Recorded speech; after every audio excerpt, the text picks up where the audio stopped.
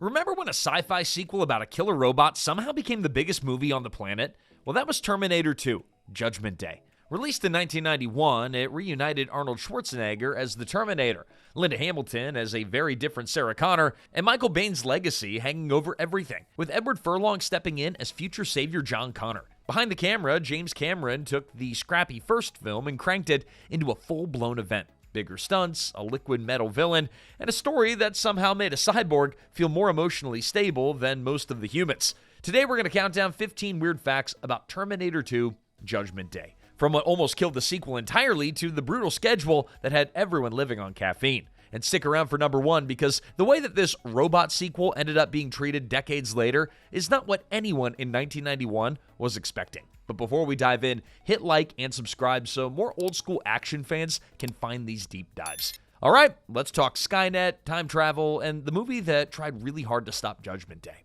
Number 15, $15 million, 700 words. Do the math. Arnold Schwarzenegger was paid approximately $15 million to appear in Terminator 2. By most estimates, the T-800 speaks somewhere around 700 words in the entire film. That works out to roughly $21,000 per word. I'll be back. Right, that sentence that he'd already said in the first movie for free, that was worth a small fortune this time around. Hasta la vista, baby. Yeah, that was practically a mortgage payment. And no problemo, that one probably covered a very expensive car. Now, to be fair, Schwarzenegger's value wasn't really in the dialogue. It was the walk, the stare, the way that he can make sunglasses feel threatening. But it's still a fun number to sit with. The most expensive thing in T2 wasn't the liquid metal, the helicopter stunts, or the groundbreaking CGI. It was a guy in a leather jacket who talked as little as possible. And with the film's total budget coming in at about $102 million, Arnold alone accounted for roughly 15% of the whole operation, before he even said a single word. Most expensive strong and silent type, maybe in all of Hollywood history. Number 14, the most expensive dollar that Gale and Hurd ever spent. The wildest thing about T2 might be that it existed at all. For years, the sequel was stuck in legal tug-of-war that nobody wanted to walk away from, but also nobody could fix. After the first movie, the Terminator rights were carved up three ways. Hemdale Film Corporation held 50%, Cameron held a piece, and he'd sold the rest to producer Gale and Hurd during their 1989 divorce for $1. Cameron already had bad history with Hemdale's John Daly, who tried to change the original film's ending, nearly coming to blows over it.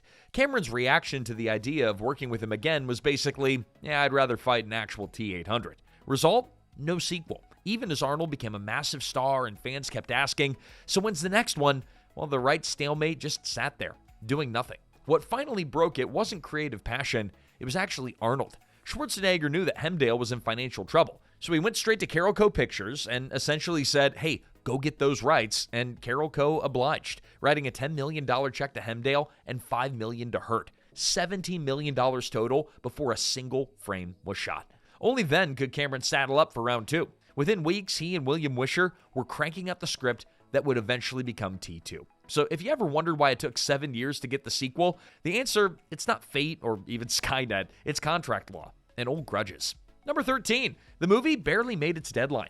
The budget for T2 landed somewhere around just over $100 million, which in 1991 was, are you sure about this, money for a sci-fi sequel. The first Terminator was definitely a hit, but it was still a little gritty 80s thriller. Carol Co. was now betting blockbuster cash that audiences were going to show up for another round, and they did it under a ridiculous clock. They locked in a release date before James Cameron ever even had a finished script. Cameron and co-writer William Wisher then had roughly 7 weeks to write the whole thing. Time travel rules, emotional arcs, multiple huge set pieces, the works. 7 weeks is barely enough time to argue over the opening scene in most studios. Cameron wrote the whole movie. That insane schedule rolled straight into production and post. Every delay on set, every reshoot, every extra angle meant that someone in a dark room later had to work faster. Editors Conrad Buff, Mark Goldblatt, and Richard A. Harris were cutting right up against the deadline while the lab cranked out prints. Some theaters reportedly got their reels just before opening, the cinematic equivalent of sliding your homework under the door as the bell's already ringing. Somehow, that massive bet and the sprint, it paid off. T2 pulled in a fortune worldwide and became the highest-grossing film of 1991. Now, from the outside, it looks like a carefully planned mega hit, but from the inside, it was an over-caffeinated race to finish the most expensive homework assignment in town. Number 12, how a rejected idea became the liquid metal nightmare. The T-1000 is the kind of villain that makes you wonder who hurt James Cameron. He actually wanted a liquid metal assassin in the first Terminator, but mid-80s effects tech basically patted him on the head and said, "Aw, that's cute." The budget just wasn't there, the computers weren't there, so he shelved the idea and went with the classic metal skeleton in human skin. Now, by the time that T2 rolled around, things had changed a bit. Cameron had already played with digital morphing in The Abyss, and he contacted Dennis Muren at ILM to ask if that same water creature concept could be made more metallic, reflective, humanoid, and capable of morphing in real time. Muren said, well, yes. Associate VFX supervisor Mark Dippy developed new scanning techniques to capture Robert Patrick's movements, which formed the basis for the CGI models. The result was a character that required approximately 52 CG effect shots, all stitched together with Stan Winston's practical makeup and prosthetics for the bullet holes, the blade transformations, and the mid-melt moments. It was still a pretty huge risk. If any of it looked cheap, the whole movie would have turned into an expensive cartoon. And then Robert Patrick showed up and made it nightmare fuel. He studied predators, eagles, cats, sharks, to nail that blank, locked-on stare. He trained 4 times a day to sprint at full speed without showing a single sign of effort. Jaw clenched, breathing only through his nose, face completely expressionless. For the Galleria shooting sequence, he drilled until he could fire and reload without breaking eye contact or blinking once. The vibe wasn't angry cop chasing a kid, it was malware in human form hunting its next file. So the T-1000 is really 3 ideas glued together. A villain too ambitious for movie 1, a team at ILM inventing new tools in real time, and an actor who trained himself to move like something that was never alive to begin with. No wonder he still feels unsettling. Number 11, Linda Hamilton, weapons training, and a secret twin squad. Now, Sarah Connor in T2 is what happens when a waitress has the worst decade imaginable and decides that she's done being the victim. Linda Hamilton didn't fake that transformation. For the sequel, she trained with personal trainer Anthony Cortez and an Israeli Special Forces weapons expert, building real muscle and learning to handle firearms like someone who spent years preparing for the apocalypse. 3 hours a day, 6 days a week, and the result was a character who looked like she'd actually slept on concrete and done pull-ups in a mental hospital cell. But here's the thing, the movie had another trick, an entire mini army of twins. For some of the film's best wait, how did they do that moments, the production used Hamilton's real-life twin sister, Leslie Hamilton Garrett, a nurse by profession, not an actress. So in scenes requiring 2 Sarahs on screen at once, including the steel mill sequence where the T-1000 impersonates her, one Sarah is Linda, while the other is Leslie on a duplicate set. There's no CGI, no split screen, just 2 sisters and a very patient camera crew. We would be cast in the same role and work alternate performances. It was a real gimmick. The twin gimmick continues with the T-1000 security guard kill in the mental hospital. That's not early digital compositing. It's twin actors Don and Dan Stanton. One as the real guard and one as the liquid metal copy standing right behind him before the fatal reveal. So while the effects team was busy inventing new computers to melt Robert Patrick, some of the most disorienting moments were just, well, what if we hire 2 of the same person and then let everyone's brain fill in the rest? Number 10, John Connor hit puberty mid-apocalypse. John Connor's supposed to be one kid having a really terrible week. Behind the scenes, that week took long enough that Edward Furlong basically aged in real time. As production rolled on, Furlong started going through a growth spurt, and his voice began to change. That's a continuity nightmare when your story takes place over a few days and your lead suddenly looks like he discovered baritone and a couple extra inches of height in between setups. The crew scrambled and they shot some of the scenes earlier to lock in that younger look, and then used classic tricks for the rest. Apple boxes, careful blocking, and camera angles that would hide the fact that little John Connor, he wasn't so little anymore. Post-production added another layer of damage control. Sound editors adjusted the pitch of some of his lines to smooth over the voice change so John wouldn't sound noticeably older in scenes shot later in the schedule. So if you ever watched Terminator 2 and you thought, why does John sound slightly different there? Well, yeah, that's because the actor was sprinting through puberty while the character was just trying to survive Judgment Day. Edward Furlong was literally growing up on screen, one pitch-corrected line at a time. The kid saved the future. His voice just needed a little bit of help getting there. Number 9. Miles Dyson's death was built on a medical tip. Now, for a character who shows up halfway through the movie, Miles Dyson leaves a pretty big mark, and then he dies in a way that sticks in your brain almost as much as any exploding truck. Joe Morton didn't just flop around and call it a day. When the production couldn't quite nail how Dyson should die after being shot in the chest and then blown half to pieces, Morton told Cameron something that nobody on set expected. Years before Terminator 2, he had been in a car accident where his own lung had collapsed. He told Cameron, "Now, this guy just got shot in the chest, so I'm sure he's breathing the same way." And then he showed him exactly what that felt like. Cameron's reaction was immediate. They built the entire death scene around it. Now, that's where that broken, stuttering breathing pattern comes from. That's not a technical choice, not a director's note. It's just an actor reaching into one of the worst moments of his own life and then putting it on screen. Now, on paper, Dyson is the guy who accidentally invents the apocalypse, but on screen, thanks to Morton, he becomes the guy who understands what he's done and then decides to die fixing it. That detail, making his last breaths feel that specific, that real, well, that turns what could have been a standard action movie sacrifice into something that you kind of don't want to rewatch, even though, of course, you always do. It's a reminder that in between the liquid metal morphing and the helicopter stunts, that this movie still cared enough to get one man's final, gasping seconds exactly right. Number 8, the nuclear nightmare that hit way too close. So if you were a kid when you first saw T2, Sarah Connor's playground nightmare might be a scene that messed you up the most. No robots, no chase, just a swing set, some kids, and then everything getting wiped off the map. James Cameron and his team didn't go with a cartoony sci-fi boom. They hired nuclear warfare consultants and studied archival blast footage to stage the sequence as accurately as possible. The flash, the expanding fireball, the shockwaves ripping through Los Angeles, the skin peeling away, the skeletons clinging to the fence before turning to dust. It's all pretty intense, but here's the part that sounds like a joke but isn't. The mushroom cloud that rises over Los Angeles, well, they couldn't just scale up a regular explosion.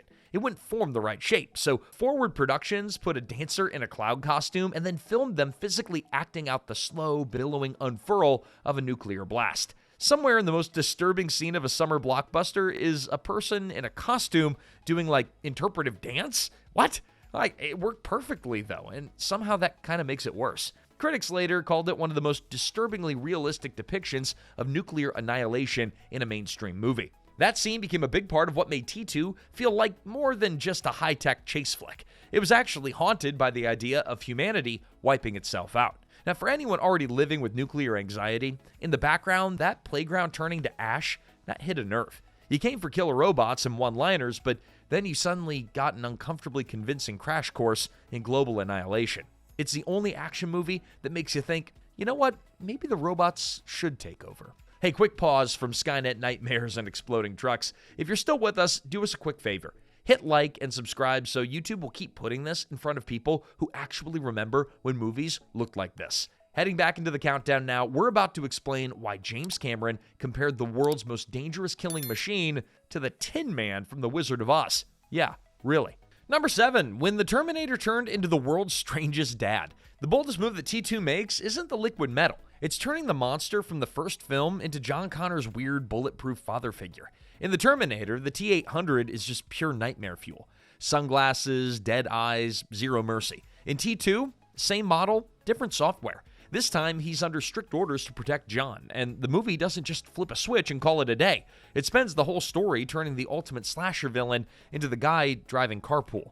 Okay, not really, but you still get what I mean. John doesn't treat him like a faceless bodyguard. He treats him like a broken dad who needs basic humanity 101. He teaches him slang, dumb jokes, how not to terrify people every time he opens his mouth, and then comes the big firmware update. You can't just go around killing people. One line from a kid, and then suddenly the murder machine has a no-kill rule. From that point on, the T-800 still wrecks cars and bodies, but now he's carefully kneecapping cops instead of just mowing them down. He carries John out of danger, listens when the kid tells him to stop, and actually follows his rules. Meanwhile, the actual adults in John's life are either dead, checked out, or are locked up in a psych ward.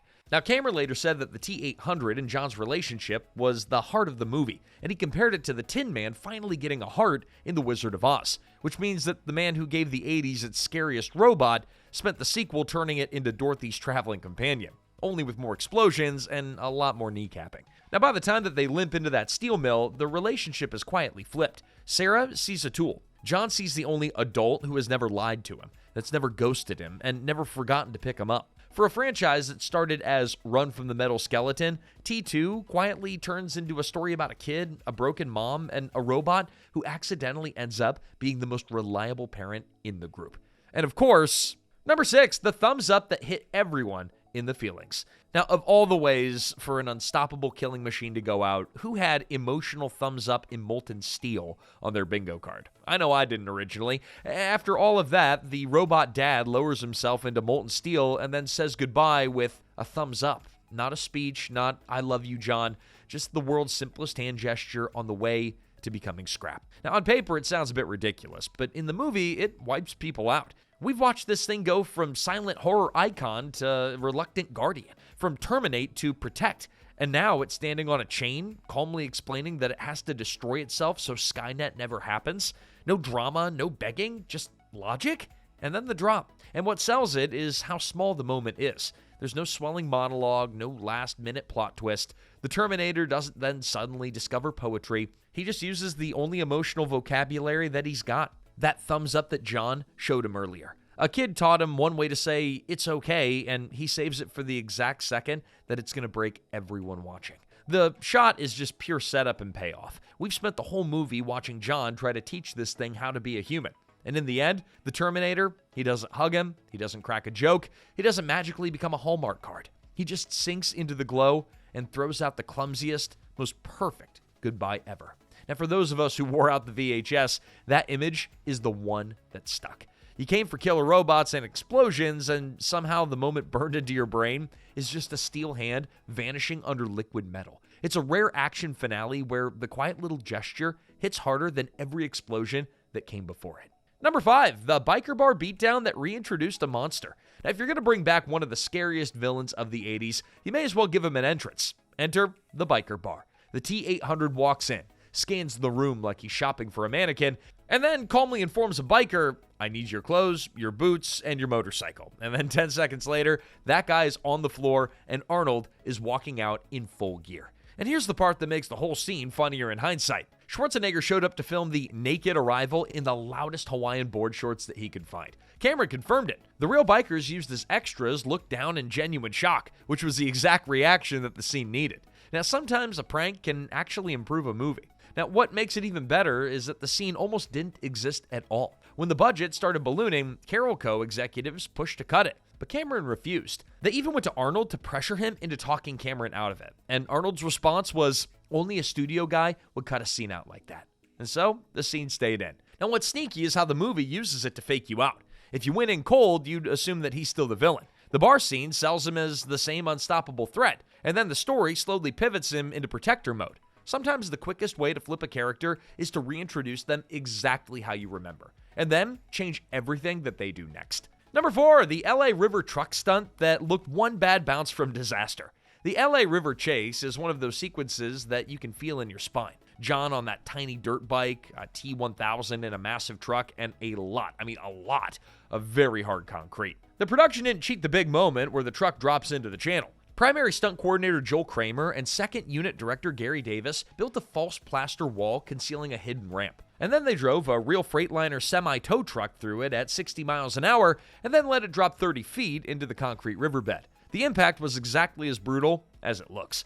But here's the part that sharpens the whole thing. The crew only had a permit to film until noon that day. A failed stunt meant a 6-figure loss and no second day. Now, on the first attempt, the truck didn't reach the necessary speed and then veered away from the wall. They fixed the pulley system, they reset, and then got it on the second try, all before noon. 8 cameras were rolling simultaneously, 4 in the channel and then 4 along the wall, because nobody was betting everything on just one angle. Now, all those near-miss moments where the truck looks like it's about to mow down John's bike were built on careful choreography, matching speeds, distances, and angles so the camera could make them look dangerously close without actually flattening the kid. Add in a real helicopter flying under a 20-foot overpass during the chase, and you get a sequence that still feels physically dangerous, even in the age of digital, everything. When people talk about T2 setting a new bar for action, this is undoubtedly the scene that they're thinking of. Real vehicles, real locations, and one morning to get it right, with no margin for error. Number 3, deleted Reese, brain surgery, and the VHS treasure hunt.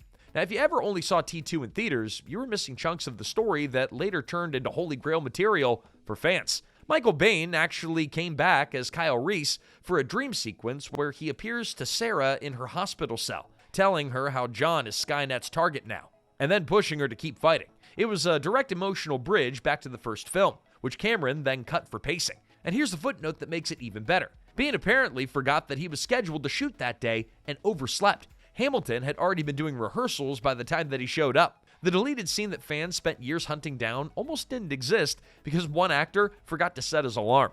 Now, Cameron cut other character beats for the same reason, including the chip removal scene where Sarah and John crack open the Terminator's skull to switch his CPU from read-only to a learning mode. Sarah wants to destroy it entirely. John fights to keep him alive and evolving. It's the whole father figure argument in miniature.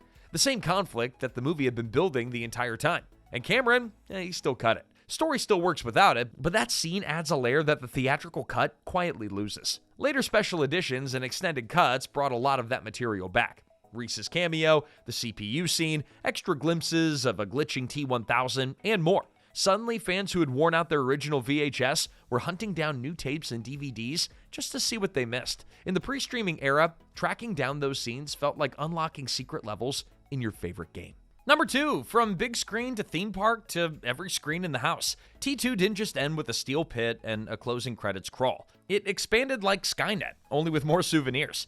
At Universal Studios, T2 3D Battle Across Time turned the movie into a theme park attraction that played like a mini sequel. James Cameron directed, Arnold Schwarzenegger, Linda Hamilton, Edward Furlong, and Robert Patrick all came back, and the show mixed live stunt actors with 3D film footage to send John and the Terminator straight into Skynet's future war before another showdown with an upgraded killing machine. Now, for a lot of fans, that was the real continuation of T2 for years. Not a cheap cash grab, but an exclusive sequel that you had to travel to see, complete with in-your-face explosions and a Terminator riding a motorcycle into the screen. Now, outside the parks, the movie turned into a full-blown brand. There were video games on, every system that could vaguely display pixels, including an arcade shooter that ate quarters in malls and multiplex lobbies. Comics and tie-in novels expanded the war with Skynet in all directions, filling in timelines and what-if scenarios way before cinematic universes were a thing. So if it feels like T2 was everywhere, that's because it was. You didn't just watch Judgment Day, you played it, you read it, and in some cases, you got fake shot at by it in a theme park. Number 1, from killer robot sequel to we have to save this. Now, on paper, Terminator 2 Judgment Day sounds like every lazy sequel pitch ever. The bad guy comes back, but this time, he's good. Well, somehow that log line turned into one of the most respected and rewatched movies of its era. Now, at release, critics went all in. They praised James Cameron for making a sequel that didn't just recycle the first film, but flipped it, turning the monster into a protector, the damsel into a hardened warrior, and the sci-fi slasher into a story about fate, parenting, and whether humanity actually deserves to survive. Awards followed. T2 snagged 4 Oscars: Best Visual Effects, Best Makeup, Best Sound Mixing, and Best Sound Effects Editing. The Oscar goes to Dennis Murin, Stan Winston, Gene Warren Jr., and Robert Skotak. Terminator 2 Judgment Day. Plus a stack of Saturn Awards for Best Science Fiction Film, Best Director, Best Actress for Linda Hamilton, Best Younger Actor for Edward Furlong, and Best Special Effects. And the box office matched all of it. T2 became the highest-grossing film of 1991. Which was no small feat for a sequel to a scrappy mid-80s thriller that nobody was sure audiences still cared about. It's not bad for a second chapter in a franchise that started as a low-budget nightmare about a guy who couldn't stop saying, "I'll be back." And then came the long tail. Home video made it a permanent fixture on living room shelves. Cable cemented it as, I'll just watch 5 minutes, comfort food. Fans and critics keep arguing about whether it or the first film was better, which is the kind of argument that you only have about things that actually matter to you. By 2023, the Library of Congress made it official. Terminator 2 Judgment Day joined the National Film Registry as a film that was culturally, historically, or aesthetically significant. Maybe it's all three. But what started as let's bring back the killer robot ended up on lists of movies that we're literally saving for future generations. So somewhere in a vault preserved for the distant future is Arnold Schwarzenegger saying, "Hasta la vista, baby." Now that's the kind of time travel that even Skynet couldn't plan on. And that's 15 weird facts about Terminator 2 Judgment Day. Drop your favorite T2 moment in the comments, because we already know half of you are going to say the same scene. And look, we respect it, but if you dug this one, hit like, subscribe, and send it to someone who owns this on at least 2 different formats. It may be you even, but you know who they are. Until next time, this is Remember When.